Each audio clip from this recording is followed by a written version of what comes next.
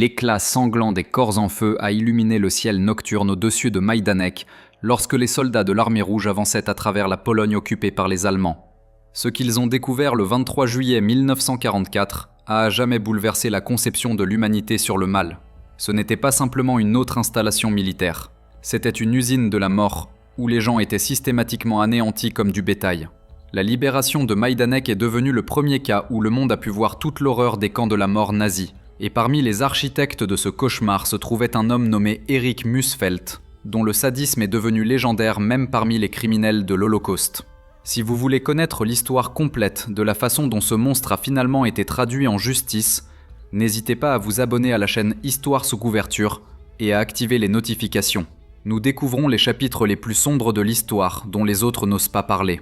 Plongeons maintenant dans la vie pervertie et l'exécution cruelle de l'un des bourreaux les plus impitoyables de l'histoire. Erich Mussfeldt est né le 18 février 1913 à Neubronn, en Allemagne. Un enfant ordinaire, né dans un empire qui allait bientôt s'effondrer.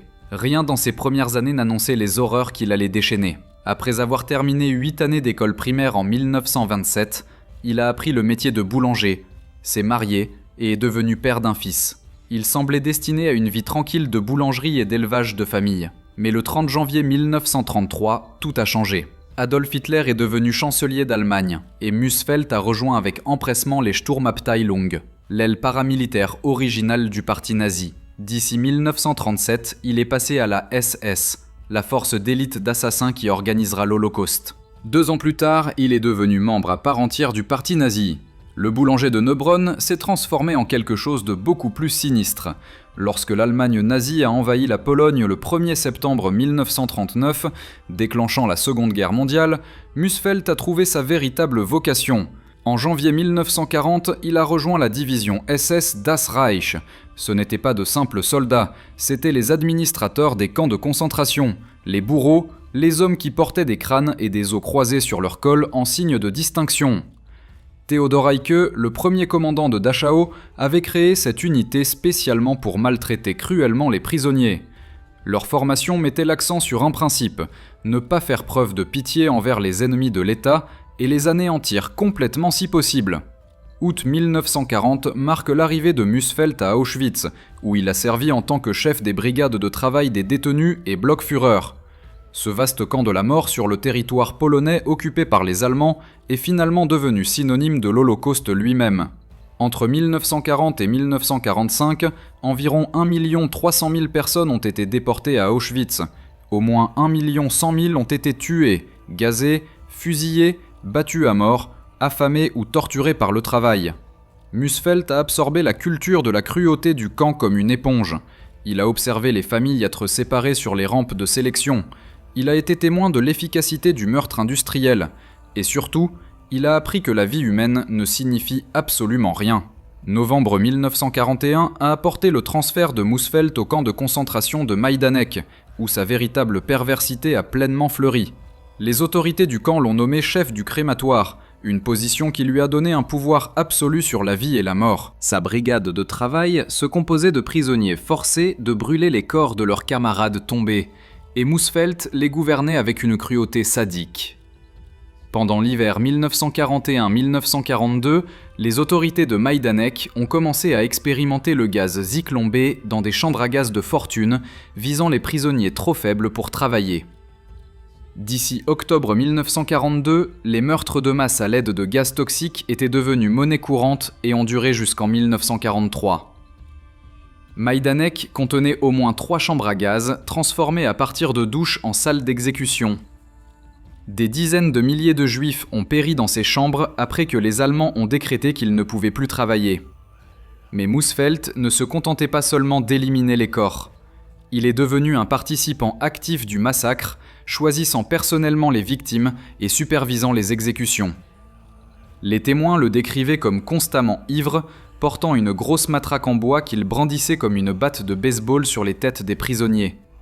Il battait les détenus jusqu'à ce qu'ils perdent connaissance sans aucune raison autre que son propre plaisir. Un prisonnier a fait une erreur fatale en souriant à un conducteur.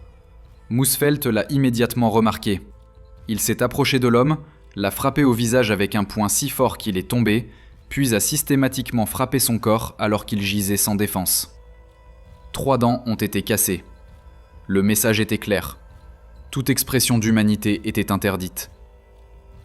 Un autre incident a révélé des profondeurs encore plus sombres. Moosfelt a battu un prisonnier à coups de poing jusqu'à ce que la victime perde connaissance. Au lieu de s'arrêter, Moosfelt a saisi le manche d'une pelle et l'a enfoncé dans la gorge de l'homme, puis s'est éloigné, laissant le manche dépasser de la bouche du prisonnier qui suffoquait lentement dans une agonie indicible. En tant que chef du crématoire, Moosfelt parcourait le camp, choisissant au hasard des prisonniers et les informant de leur sort.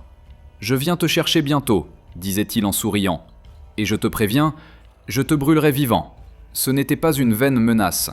Une jeune femme polonaise d'environ 20 ans a appris qu'elle serait envoyée dans la chambre à gaz. Lorsqu'elle a réalisé que la mort était inévitable, son instinct de survie a pris le dessus. Elle a résisté, griffant le visage de Moosfelt et criant « Pourquoi dois-je mourir ?» Sa réponse était glaciale. « Tu seras brûlée vive. » Moosfelt a ordonné qu'on lui attache les mains et les pieds, puis l'a attachée à un chariot utilisé pour charger les cadavres dans les fours crématoires. Alors qu'elle criait et se débattait, on l'a poussée dans les flammes, vivante et pleinement consciente. Ses cris déchirants résonnaient dans tout le camp, jusqu'à ce qu'elle brûle vive. De longues files de prisonniers se formaient régulièrement devant le crématoire, attendant d'être pendus au crochet fixé au mur. Leurs corps étaient ensuite incinérés. La brigade de Moosfelt choisissait les victimes parmi les détenus les plus faibles les jours où le taux de mortalité naturelle était faible, maintenant délibérément un taux de mortalité constant. Les meurtres de masse étaient devenus une routine bureaucratique. Fin octobre 1943, on a ordonné aux travailleurs juifs forcés de Majdanek et des camps environnants de creuser des tranchées prétendument à des fins de défense anti-aérienne. Les prisonniers soupçonnaient la vérité. C'était des fosses communes pour leur propre corps. Entre le 3 et le 4 novembre 1943, environ 43 000 juifs ont été tués à Majdanek, Poniatowa et dans les camps de Travniki dans une opération connue sous le nom de récolte de la moisson. On a ordonné aux victimes de se déshabiller complètement et de passer dans les tranchées fraîchement creusées. Une fois qu'elles y étaient, elles ont été abattues par des mitrailleuses. De la musique forte rugissait des haut-parleurs pour couvrir les coups de feu et les cris. Heinrich Himmler, chef de la SS, a personnellement ordonné ce massacre après plusieurs révoltes de prisonniers juifs. Cela est devenu le plus grand meurtre de masse de juifs en une seule journée pendant toute la période de l'Holocauste. Moosfelt faisait partie de ceux qui étaient directement responsables de la perpétration de ce crime. Peut-être les crimes les plus horribles de Moosfelt concernaient-ils les enfants. Des témoins ont témoigné qu'il aimait particulièrement jeter de petits enfants juifs dans les chambres à gaz. Jerzy Lang, un survivant de l'Holocauste, a décrit avoir observé Moosfelt se diriger vers le crématoire, tenant 2 enfants juifs dans chaque main, 4 enfants au total. Quelques minutes plus tard, des coups de feu ont retenti du bâtiment. Pour couvrir les bruits des cris et des enfants mourants, on a allumé et laissé tourner le moteur d'un camion près du crématoire. Le bruit a étouffé les derniers instants de ces vies innocentes s'éteignant. Ces mêmes camions ont été utilisés pour transporter les corps dans la forêt pour les incinérer lorsque les fours crématoires ne pouvaient pas suivre le rythme des meurtres. Lorsque les forces de l'Armée rouge ont libéré Majdanek le 24 juillet 1944, elles ont découvert un camp pratiquement intact. Les nazis s'étaient enfuis trop rapidement pour détruire les preuves. Moins de 500 prisonniers juifs ont survécu. Les autorités soviétiques ont immédiatement invité des journalistes internationaux pour documenter tout ce qui s'était passé. Le monde devait apprendre ce que signifiait réellement la solution finale. Entre 80 000 et 120 000 personnes sont mortes à Majdanek pendant la période de son fonctionnement, d'octobre 1941 à juillet 1944. Moosfelt a été impliqué dans bon nombre de ces décès. En mai 1944, Moosfelt a été transféré de nouveau à Auschwitz, où il a supervisé les crématoriums de Birkenau pendant la liquidation de centaines de milliers de juifs hongrois. Birkenau servait de principal centre d'extermination dans l'immense complexe d'Auschwitz, et l'expérience de Moosfelt l'a rendu indispensable pendant cette période de meurtres intensifs. Ses subordonnés ont été remarqués pour avoir battu à mort des femmes avec des barres de fer. La marque de fabrique de Moosfelt était de frapper les prisonniers dans le dos avec un fouet. Les survivants ont rapporté qu'ils souriaient en regardant les prisonniers, parfois encore vivants, être poussés dans les fours crématoires en feu. Lors d'un incident, des garçons juifs du ghetto de Varsovie ont été séparés de leurs parents et appelés à l'appel. Lorsque les enfants effrayés ont fait du bruit et se sont dispersés, Moosfelt s'est mis dans une violente colère. Après les avoir rassemblés, il a ordonné de les envoyer tous dans les chambres à gaz, où chaque enfant a été tué. Le docteur Miklos Niezli, un prisonnier juif hongrois forcé de travailler comme médecin à Auschwitz, a fourni des témoignages accablants sur la cruauté de Muxfeld. Dans un cas, après que Muxfeld ait personnellement abattu 80 prisonniers d'une balle dans la nuque, il a rendu visite au docteur Niezli, se plaignant d'une tension artérielle élevée. Lorsque le médecin a discrètement suggéré que les exécutions pouvaient avoir augmenté sa tension, Muxfeld s'est emporté, insistant sur le fait que cela n'avait absolument aucune importance pour lui, qu'il ait tué une personne ou 80. Dans un autre incident glaçant, une jeune fille de 16 ans a miraculeusement survécu à la chambre à gaz, ce qui était pratiquement impossible. Le docteur Niezli a supplié Muxfeld d'épargner sa vie, mais sa requête a été froidement rejetée.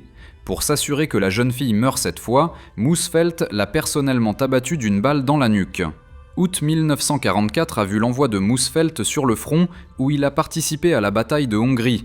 Après avoir été blessé, il a été envoyé au camp de concentration de Flossenbürg début avril 1945, alors que l'Allemagne nazie s'effondrait.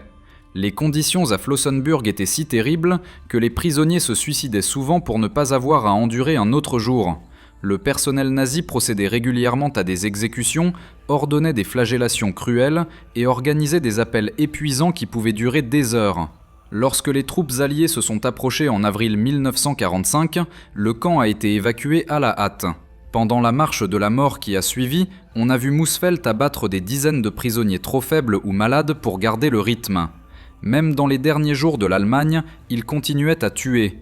Pour ses services, Muxfeld a reçu la Croix de guerre du mérite de 2e classe, la façon pour l'Allemagne nazie d'honorer les meurtriers de masse.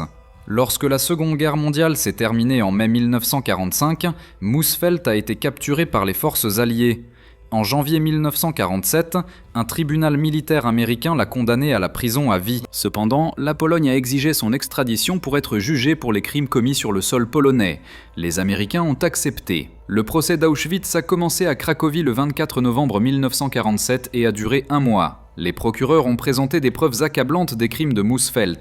Les survivants ont témoigné des passages à tabac, des brûlures, des enfants qu'il a tués et du plaisir sadique qu'il tirait de chaque acte de cruauté. Pendant la guerre, Muxfeld avait dit à un prisonnier politique polonais « Si vous, Polonais, n'étiez pas aussi stupides que vous l'êtes, nous n'aurions pas besoin de vous brûler dans les crématoriums. » Maintenant, ces mêmes Polonais décidaient de son sort. Le tribunal suprême national polonais a reconnu Erich Muxfeld coupable de crimes contre l'humanité et l'a condamné à la peine de mort par pendaison. Le 24 janvier 1948, la sentence a été exécutée dans la prison de Montelupich à Cracovie.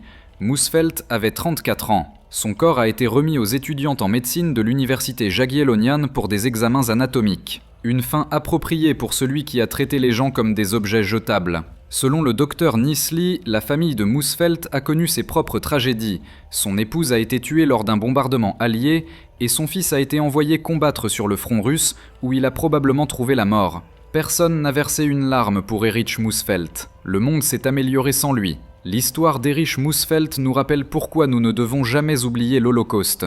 Ce n'étaient pas des événements historiques abstraits, c'étaient de véritables personnes souffrant d'horreurs inimaginables aux mains de meurtriers sadiques. Abonnez-vous à la chaîne Histoire sous couvert pour en apprendre davantage sur les histoires inédites des moments les plus sombres de l'histoire. Cliquez sur j'aime si cette vidéo vous a touché et partagez-la pour que d'autres puissent connaître la vérité. Quelle figure historique devrions-nous examiner plus en détail ? Laissez vos suggestions dans les commentaires ci-dessous. N'oubliez pas, ceux qui oublient l'histoire sont condamnés à la répéter.